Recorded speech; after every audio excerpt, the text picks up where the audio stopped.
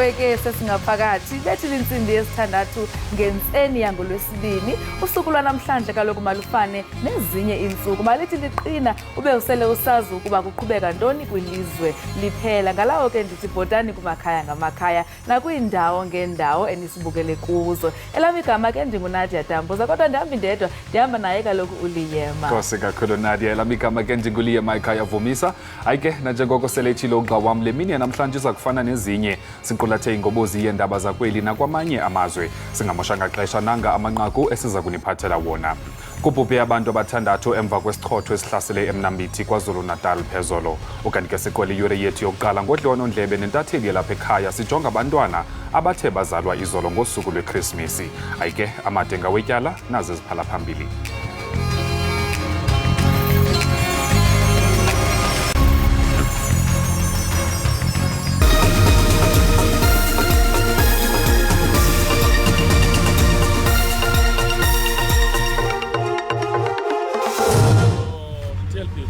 kubhubha abantu abathandathu emva kwesichotho esihlasele eMnambithi KwaZulu-Natal phezolo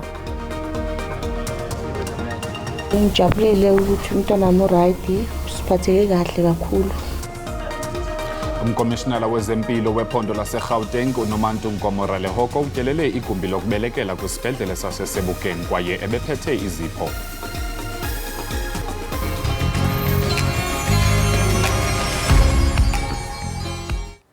kubhubhe abantu abathandathu emva kwesichotho esihlasele eMnambithi KwaZulu-Natal phezolo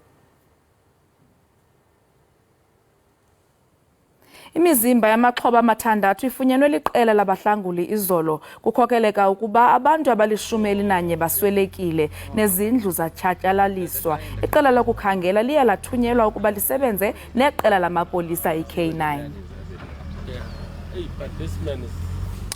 Belubhalwe emehlweni uvuyo lomama babantwana abazelwe izolo nanjengoko kuyiKrismesi kwisibhedlele saseMiddelburg kwiphondo laseMpumalanga ukanti umphathi wezempilo kwiphondo laseGauteng uNomantunkomora Lehoko utyelele igumbi lokubelekela kwisibhedlele saseSebokeng ebaphathele izipho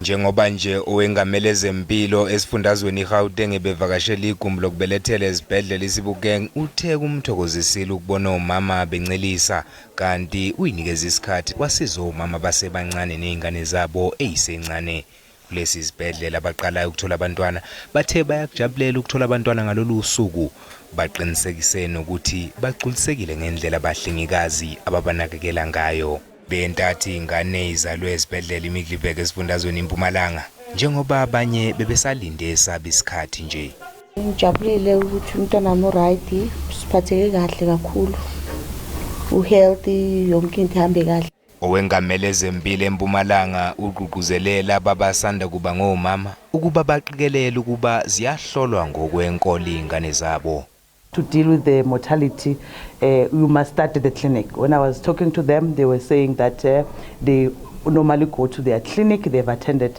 the clinic. So that's what we are saying, to deal with the neonatal and then maternal mortality as a province, is that you must go to your clinics immediately you find out that you are pregnant.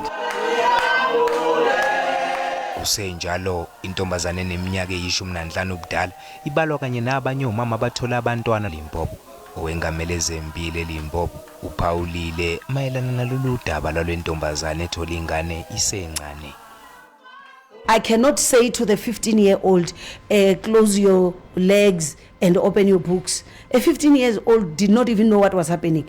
It's pure statutory rape. Now there you need to get the law enforcement agents. Our major frustration as health workers is that when we open the case, the parents come and say no, the guy has paid damage. Ingane eziyishumi ezabafana kanti eziyishumi ezamantombazane ngonyaka odlule kwazalwa ingane engamashumi-50 ngoKrismusi eLimpopo eziyishumi zazalwa amantombazane asemancane Usekela mphathiswa wesebe lezekhaya uNjabulo Nzuza ubongoze abazali babantwana abasanda kuzalwa ukuba babhalise abantwana babo zingaphelanga iintsuku ezingama-30. UNzuza uthi nokuba ikhona inkqubo kule nkqubo bakhona abazali abangawulandeliyo umthetho. Unike abazali nabantwana abasanda kuzalwa izipho nezatifiketi zokuzalwa empangeni KwaZulu-Natal. Sibonga kakhulu sisesibhedlela lapha eQueen Nandi Regional Hospital empangeni la kuvakashele khona umnyango wezasekhaya ukuzoregister noma ukuzobhalisa izingane ezizalwe ngosuku lukaKhisimusi ukuzama ukunxenxa abazali ukuthi baregister izingane ngaphambi kokuthi zize ziphume esibhedlela. Kanti eduzane kwami kunosekela lika ngqongqoshe womnyango. Baba Nzuza kafushane nje mawusichazela ngohlelo lolweni liqalayo. Uhlelo lo lesilwenzayo lokuthi siqoquzele omama ukuthi baregister abantwana babo kungakapheli insuku ezingama-30.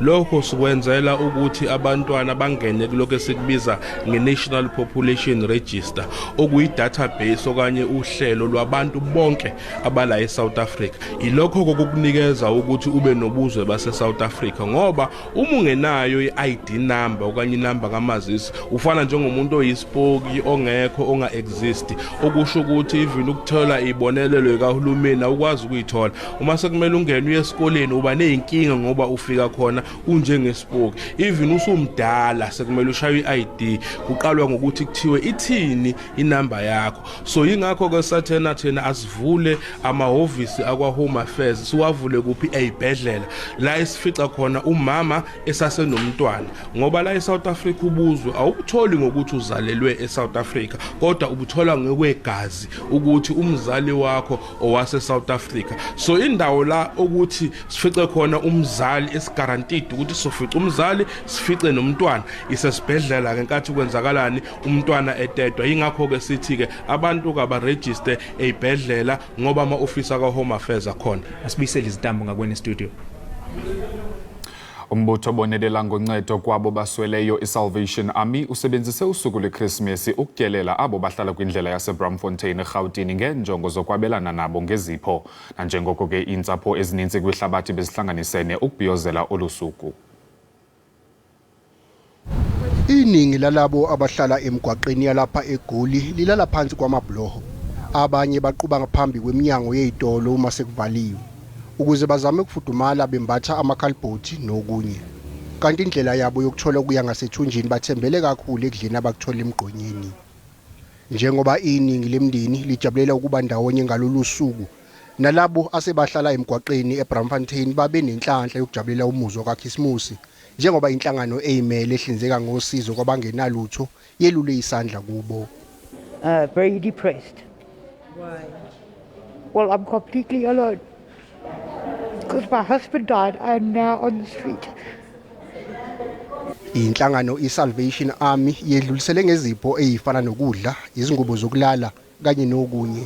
Most of the homeless people, they didn't just come on the street. Some, they came to look for jobs, and some students came to for schooling. But also others, they came because of family issues. Others, they lost jobs. Others, they family broken, and they find themselves in the street. And some of them are well-informed people. It's just that the circumstances around them make them to find themselves in the street and rely on other organizations, churches and the Salvation Army to help them with clothes, to help them with blankets, to help them with food. Abe-Salvation Army bathi isenzo sabo siwuphawu lokukhuthaza nokunika ithemba kulabo abahlala emgwaqeni ukuze bazi ukuthi nabo bangabantu babalulekile. Abahlali abathwaxwa inhlupheko basechwebeni eMpuma Koloni bayonwabele iKrisimesi yalonyaka. Isizwe Kuphelo Foundation inikezele ngokutya, impahla kunye nezinye izipho kulo mmandla. Aliqela amakhaya aphila phansi kwinhlupheko nendlala kwilali yasechwebeni. Kumanye amakhaya amalungu angapha kwe-16 ahlala nje kwigumbi elidilikayo. Emva kwenqaku le-SABC abahlali kule lali bafumene iKrisimesi eMyoli. Sasebenza neforum leya lapha basinika bona abantu bathwaxeke kakhulu indlala. sibathengele ukutya abantu abangama-30 imizi engama-30. Kwezi family ezithwaxwa indlala ezifumene ukuphiwa ihempa namhlanje kuzawuba khona utshintsho kule nyanga yeChristmas. Ezi ntsapho zithi oku kuzokwenza umohluko omkhulu. Ndiziva kumnandi kakhulu. Ingathi ndifumene wazandayibona. Kukwamemelelwa nakweminye imibutho izokuncedisa ekupheliseni indlala kwilali yaseChwebeni. Ndingulwandile Mbulali, esajonisi. Isebe lezempilo eGauteng likwazile ukuthetha-thethana nenkampani ebonelela ngombane eRhawutini iCity Power ukuba ungacimi umbane kwizibhedlele ezine ezikhulu zeliphondo ngenxa yokudada ematyaleni. We had queries about the billing.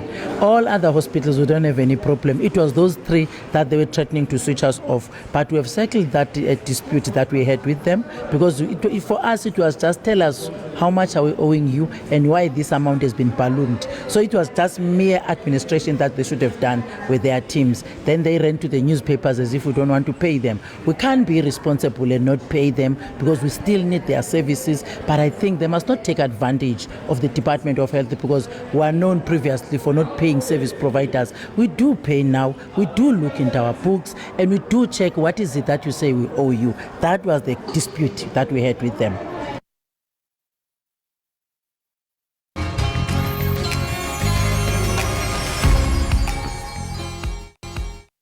Bukele siphinde sikwamkele kwakhona usabukele Ekhaya Jikelele. Kanti ke xa sihlabela mgama nangona inkqubo karhulumente yokunceda uluntu ngokubafumanela amaphepha mvume ukuqhuba simahla iza kunceda abaninzi, ingakumbi abo bangenamali nabangasebenziyo. Kodwa ke abanini bezikolo zokuqhuba bakhaba ngabo mane bathi za kubulala ishishini labo. Ukufumana banzi ke malunga noku siqhagamshelana nesithethi sombutho iKwaZulu Natal ubumbano Driving Schools Operators Association uMzwandile Zondi. Mr. Zondi, masikubulisa sikwamkele enkqubeni. Ngiyakubingelela ndithanda ukubingelela abalaleli bonke emakhaya. Enkosi kakhulu, masiqale apha. Cela usixelele mhlambi kabanzi ngenhlangano yenu ubumbano Driving School Operators Association. Wenza ntoni lo mbutho? So i-KZN ubumbano Driving School Operators Association, i-association esayisungula ngo-1998. Sisungula njengama-driving school sibona isimo ngaso sikhathi sesobhekana naso nasosibhekene naso. La sibona khona ama-driving school enganakiwe futhi ekade ebambe iqhaza elikhulu ekubumbeni isizwe nasekuthuthukiseni isizwe nokwenza ukuthi abantu bekwazi ukuthola amatoho okuphila. So sisungula-ke le nhlangano yama-driving school ukuthi sibe nezwi ukuthi masiyokhuluma nohulumeni umuntu angayiyeli yedwa, kodwa kuye abantu abathile abazobe beceliwe noma abazobe beqokiwe ukuthi beyobakhulumela. Sayisungula-ke leyo nhlangano sasisebenzeke la KwaZulu Natal no-MEC abaningi almost bonke kusukela kuMandla Nkosi kuze ubaba uNdebele kuze kuzofika the latest manje ubaba uHlomuka. Lokhu sabanabo etafuleni sizama ukuthi ngibone ama-driving school regulator ibe semthethweni. Ubumbano-ke saliqamba ngokuthi-ke ubumbano ngoba sasifuna ukuthi wonke umuntu kungakhathalekile ukuthi uyindiya ngumlungu ngumuntu, sonke sibumbane sikhulume ngezelilodwa ukuthi akushintshe izimpilo zabantu akupheli ingozi esikhulile. Urhulumente uthi uzawuncedisana nabantu abangathathi ntweni ukubafumanela amaphepha ndaba okuqhuba. Anicingi nina ukuba ilungile le nkqubo iza norhulumente? Inqubo eza nohulumeni siyamukele thina ngezandla ezimhlophe singama-driving school. Kwazise ukuthi sibuya isimele esinzima la bekusihlasele khona i-COVID. Azikazi sizithole thina usizo lokunxeshezelwa abantu abaningi ababafowethu esibili nabela embonini amabhizinisi abalahlekile kudliwe imoto kwaphela imisebenzi ngenxa yokuhlala ekhaya ungasebenzi. So lokho kwesathi siyazama ukuthi sithole ingxephezelo zoba nazi ukuthi ingxephezelo bethola ngisho nawo umuntu ohlala emgaqweni bethola yiwo wonke umuntu obekhona boyiphila eSouth Africa ngaphandle kwalemboni yama-driving school. Theki uma uhulumeni noma u-MEC waKwaZulu Natal esika nalento le nalolu hlelo lesijabulela kakhulu singama-driving school. Sathi-ke cha lizofika nenguquko likwazi ukushintsha impilo zethu. So-ke silindeleke uhlelo ngoba abantu abafunakalayo kusafunakala inani elithile labantu. Kodwa manje kuthola inqwaba zabantu izinkumbi zabantu zili-aplayele lolu hlelo lolu. So-ke manje nasinenkinga-ke nasesifika kulo hlelo. Ingaba mhlawumbe seninalo inani eniqiniseke ngalo labantu abazawuthi baxhamle kule nkqubo? Inani labantu abangaqhamuka kule nkqubo akulinganiselwa kubantu aba-4,000 kodwa ama-applications angenile close to 100,000. So ngalama application angenileke inkinga ke sibhekene nayo kakhulu ke manje asixoxa ukuthi ngesikhathi ke manje abantu be-apply phela ngithi bazofundiswa mahhala bese umnyango wezokuthutha ukhokha imali ukhokhela ama-driving school ukuthi afundise labantu mahhala. Akusenzi ke umuntu ke manje ezikoleni zethu bezo-register ke manje abantu abasha ke manje abasekho ke manje abantu abasha bonke abantu bahlele emakhaya balindele ukuthi phela kuphume imiphumela ezosho ukuthi bayamukelwa noma mabungelo kuyimali eqala ke beza thina lo Christmas nje sudlile sidle uChristmas omnyama singene khona singenamali ngoba abasekho abantu abasha abafika nemali bezojoyina ukufunda ukushayela ngenxa yalolu hlelo leli ukuthi bonke abantu manje balindile ukuthola imiphumela qala ukuthi bamukelewe yini noma bamukelelwane. Xa nithetha ke ngokunesebe eli lezokuthutha kuthiwa mhlawumbe bazawuthatha abantu abangakanani ngexesha elingakanani ukuze bakwazi ukuncedisana nani? Bathi-ke bona-ke bazothatha abantu aba-4,000 bese isifundazwe saKwaZulu-Natal sonke esinama-driving school abalelwa ku-800 behlukaniselane lo 4,000. And lo nama-driving school labantu laba bahlukene futhi nangamakhodi kusukela ku-code 8 kuze kufike ku-code 14. Enye ke into esiyibhekile kakhulu kunezindawo noma kunama-district la engekho khona ama-center okuthesta abantu izincwadi zokushayela ekudinga ukuthi abantu behambe imigama emide ukuze befike kuma-testing center. Kunezindawo futhi la kungekho khona ngisho i-driving school-ke ngenxa yokubanzi besifundazwe saKwaZulu-Natal ney'ndawo zasemakhaya. So uthole ukuthi-ke manje sizoba ne-challenge baselifikele lolu hlelo ukuthi kuzofanele manje abantu besuke manje kulezo ndawo betransportwe. Sizagxokisana-ke nawo uhulumeni kokwenziwa njani uma kufaka umuntu esuke ku-point A eya ku-point B la kukhona khona i-driving school uzotransportwa iy'ndleko lezo zizobhekana nobani. Futhi-ke uma bezokwenza lolo hlelo lolu abantu befunda kuyacaza ukuthi bazohlala kuleyo ndawo usuku lonke. Sekuzofanele manje bebhekeleleke-ke manje bethole nalento ekuthiwa i-stay pass esizokwazi ukuthi badla abantu begibele kusona futhi. Kungenzeka mhlawumbi ngenxa yale nkqubo sibone ezinye izikolo zokufundisa abantu ukuqhuba sizibone zivalwa? Impela nema ukuthi uhlelo alusheshi ukwenzeka. Sizoyithola sisenkingeni enkulu ukuthi sizozibona sekukhona ezinye izikole ezivalwa ngoba njengoba ngisho nje ngithi kusukela kule nyanga November kuzoba uDecember sikaze sibone umuntu omusha ozoregister. Uma kuzoqala nenyanga kaJanuary ziphele kuyacaca ukuthi iCovid izobusibuya kwesibili noma izobusibuya kwesithathu kuma-driving school ngenxa yololu hlelo. Mnumzane uZondi, siye sibone e-driving school kuye kungabhatalwa imali ezifanayo. Umuntu mhlawumbe xa esenza ucode 8 okanye xa esenza ucode 10 ziye zingafani imali abazibhatalayo. Urhulumente uzawusolva njani lo mba? Sihlanganile-ke nabantu bama-driving school sayixoxa kakhulu leyo nto leyo. Ezinye zezinto-ke sihleli phezu kwazo nazo uhulumeni ngoba sicelile kuma-driving school ukuthi as much as kusisazi ukuthi ama-price age nangey'ndawo zethu esisuke sisebenzela kuzona awafani futhi-ke ngeke sixoxe ukuthi abantu awafani ngoba ayikho i-regulation ethi ama-driving school imali yakhona echajwayo mayifani. Kodwa-ke siyacela ukuthi lolu hlelo ngoba siyalifisa ukuthi luqhubeke luye phambili sicela ukuthi ama-price afane wona wonke umuntu ozokwazi ukuthi ahlombe lolu hlelo. So-ke sikuxoxile-ke lokho nabafowethu ngenxa yokuthi-ke bese nalokho kuthokoza ukuthi babone ukuthi lizoshesha mhlawumbe lizoshesha lenze umehluko. Bakuthakasele-ke lokho ngesikhathi siqhubeka-ke nomuntu uyawushintsha umqondo. Asazi ukuthi kuzothatha isikhathi esinganani ukuze liqale uhlelo futhi liyoqala abantu sebelisakuthakasela yini noma bengasalithakaseli. Senixoxe naphelelaphi-ke nohulumente kwaye zithini izigqibo ukuzothi ga ngoku? Sixoxile kakhulu nohulumeni kuzoqala inyanga kaDisemba sibile nomhlangano nephathimandla zomnyango wezokuthutha ziholwa ubaba uSibisi sayixoxa kakhulu le ndaba saze saba nozahlela futhi ukuthi kube khona omunye umhlangano owaphazamiseka ngenxa yokuthi seqale i-festive. So-ke sizimisele ukuthi sibone ingxoxo iqhubeka njengoba unyaka uqala kodwa iy'ngxoxo ezazixoxa ngawo ama-price ukuthi abantu bayakhala kakhulu ngokubuka ama-price ngoba uma ubuka i-price abafuna ukuyibeka etafuleni ikhomba ukuthi ngampela khona abantu abaphumayo egemini bekwazi ukuthi libasebenzise. Ngizokwenza nje isibonelo thina la KwaZulu-Natal ngendlela isifundazwe sesikhuluma khona kunendawo ethiwa kwaNongoma ayikho i-testing center. Uma umuntu ezothestwa kufanele ayothestwa Olundi noma ahambe kwahlabisa. So ukutravela ke kusuka kuleyo ndawo ukuya kulezi ndawo spend petrol omningi. Kuney'ndawo ezinjengako Great Town ezingenawo i-testing center, ezine-testing center kakhulu 80 phela. La kuyangakholwa ukuthi umuntu asuke khona e-Great Town aye eMaritzburg noma aye eMoyi River noma eHowick. So loyo distance nje iyodwa iyasilimaza kakhulu singabantu bemboni, ikhomba ukuthi lolu hlelo noma silithakasela kodwa luza nama-challenge kakhulu. Ingaba mnumzane uZondi mhlambe zikhona ezinye inqubo enithi nizizame nina njengombutho ukuba mhlambe ningalindeli into bana abantu bade abantu balindele kuhulumente, ikhona mhlambe nihlisa amaxabiso kanye ezinye izinto enizihlelayo?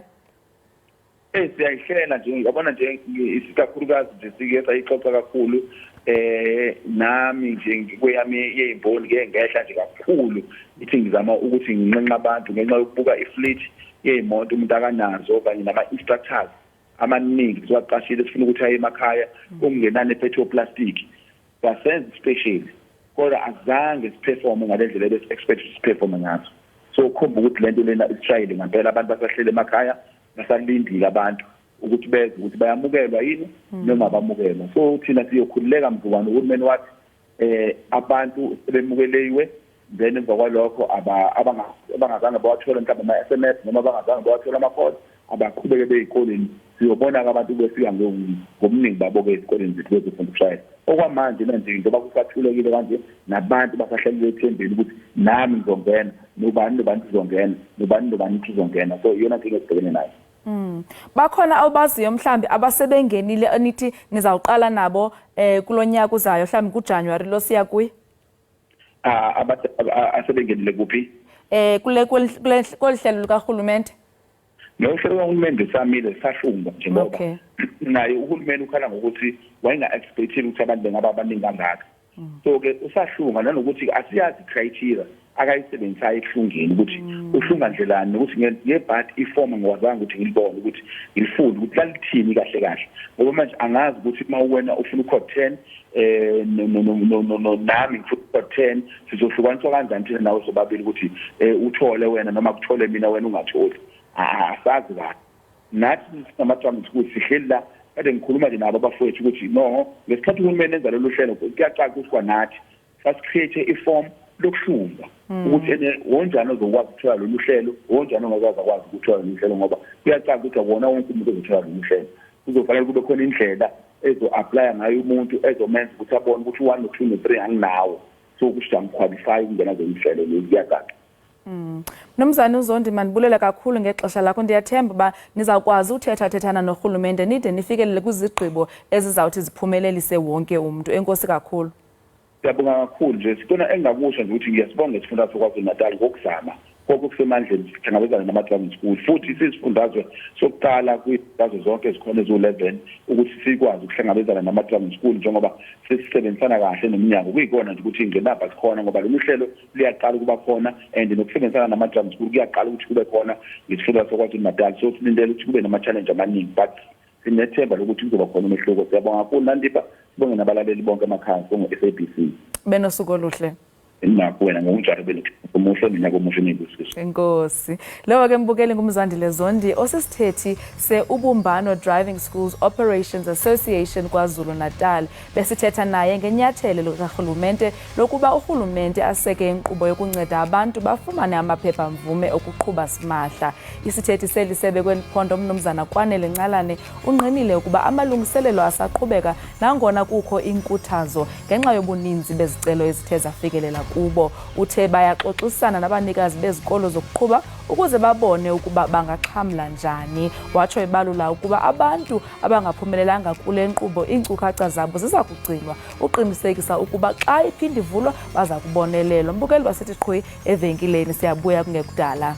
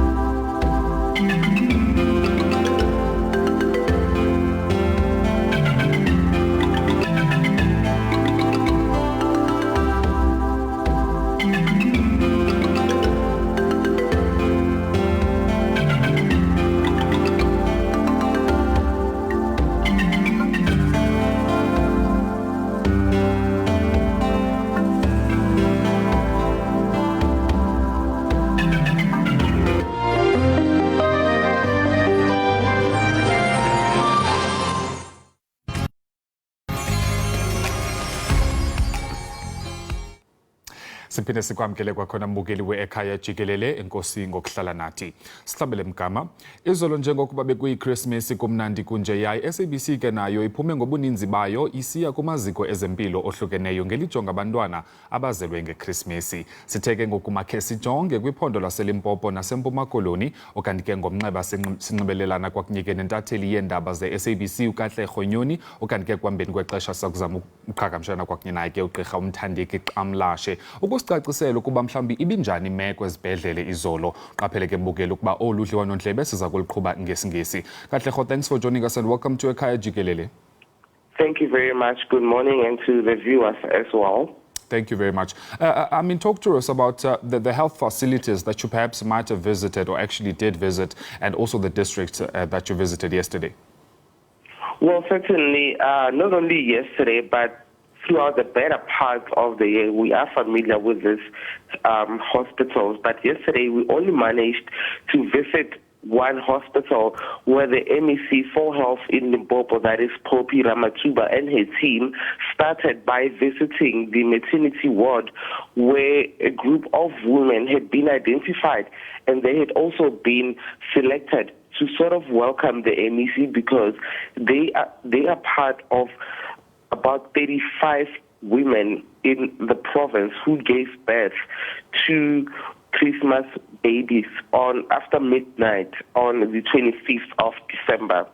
When we arrived at that particular hospital, we know that it had recently been renovated. It's a hospital that is state of the art in a way after the renovations.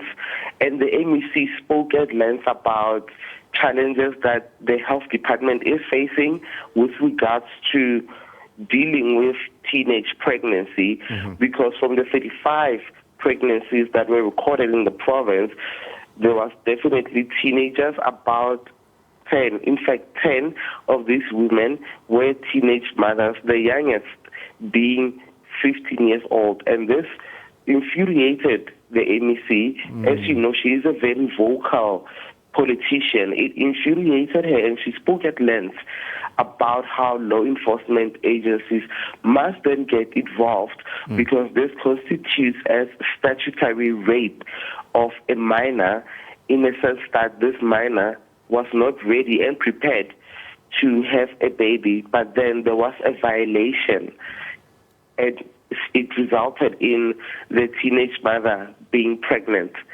Back to you. Yes, carry on, Katlego. Yes, I'm still here. All right. Just moving forward then, Katlego, I mean, I hear you. You just alluded there to about 10 teenagers that actually were part of the mothers that had their babies yesterday in the hospital. And also you mentioned that the MEC who was there did really, speak on the fact that they're trying as a department in the province to deal with the teenage pregnancy. Maybe just some of the utterances that she mentioned yesterday, which you can share with us?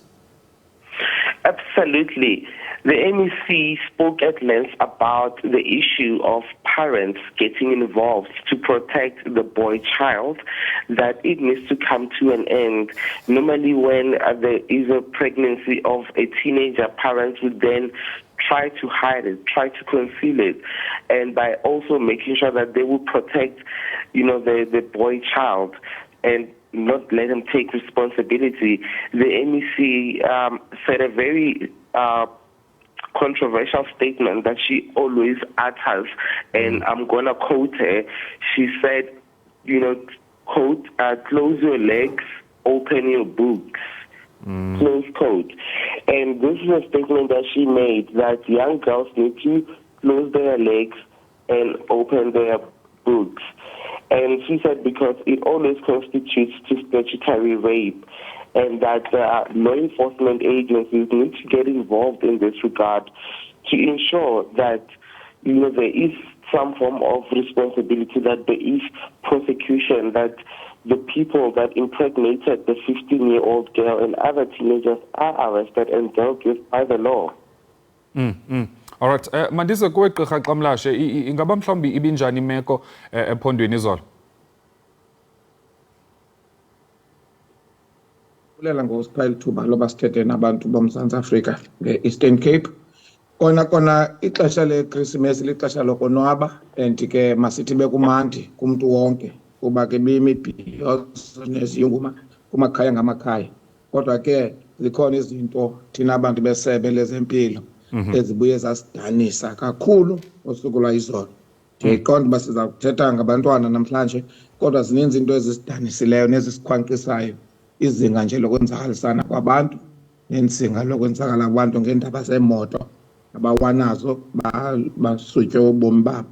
So leyo into yona asizuthi sibe ngumbhiyozo kwisebe lezempilo kukhona ukukhwankqa nokudana nokunxunguphala kwicala lethu lezempilo malunga nolu suku leChristmas.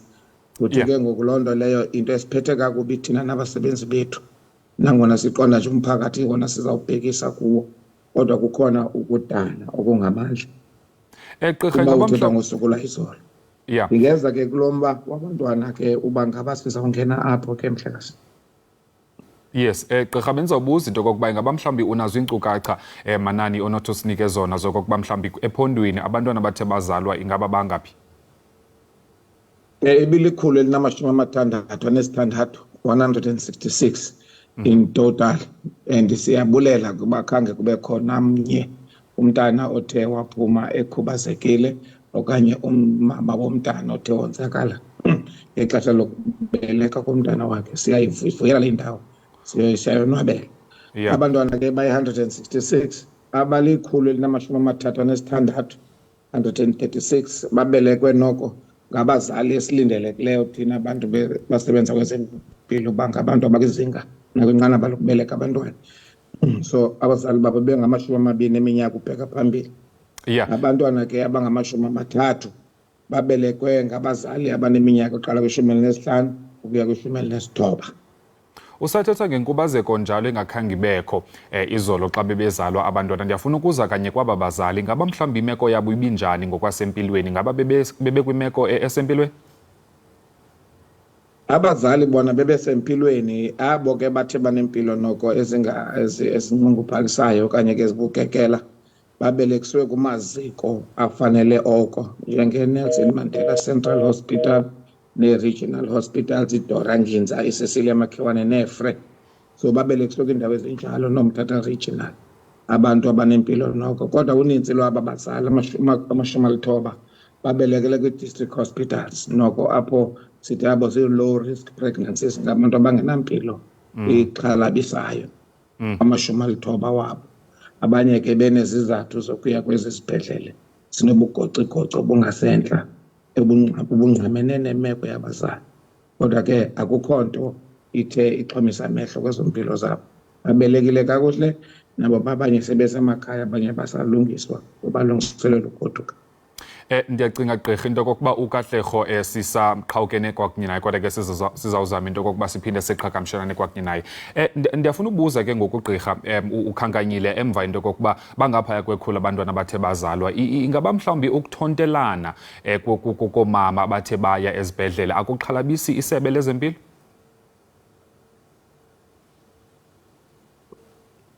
Gqirha usekhona? All right. I think let's go back to Katlego then. Katlego, perhaps was there any senior health officials or MECs or even the head of department present yesterday? Most certainly, there were senior officials that were available along with the MEC for health. We see this happening every year annually from Mankweng Hospital, which is where the University of Limpopo is located, just to give some geographical context to our viewers. Then they proceeded to another district in Limpopo, in Giyani. There's a hospital there called Nkensani Hospital. But Nkensani suffers a lot of challenges. Unlike we saw with Mankweng. We know the Giyani area has an issue of water in terms of, that service not being available to a lot of areas in Giyani. You know that Giyani bulk water project. It also affects the Nkensani Hospital. So the MEC for Health, Paul Matuba, spoke at length about how they also need to advance and improve the delivery of services at Nkensani Hospital. The district also did record a significant number of teenage mothers, and overall there were mothers who gave birth on Christmas Day. But most certainly, the MEC for Health was joined by other senior officials in the health department yesterday. I wonder though, Katlego, going to the new year, do we perhaps expect any programs that the MSC or even the entire department in the province that will embark on? What we normally see is that towards the festive season, and recently also during the heightened festive season, one of the programs they embarked on was to deliver ambulances to several communities across Limpopo. The MEC, Popira Matuba, had been involved in handing out ambulances to communities. At this particular point, there were more than 100 ambulances so far delivered, which recently we saw in areas like Sikukuni, we saw in areas like Mankweng. So that's a program they are normally engaged in December. And these ambulances will be strategically placed, in areas that require these medical services, particularly along the N1. We know there's high level of accidents normally in the festive season. They will work alongside the Department of Transport as well as the police to ensure that they deliver services quicker. And the other program they will be going into the new year is to visit other hospitals. We are still waiting for the names of these hospitals for the delivery of babies that are born on New Year's Day. All right.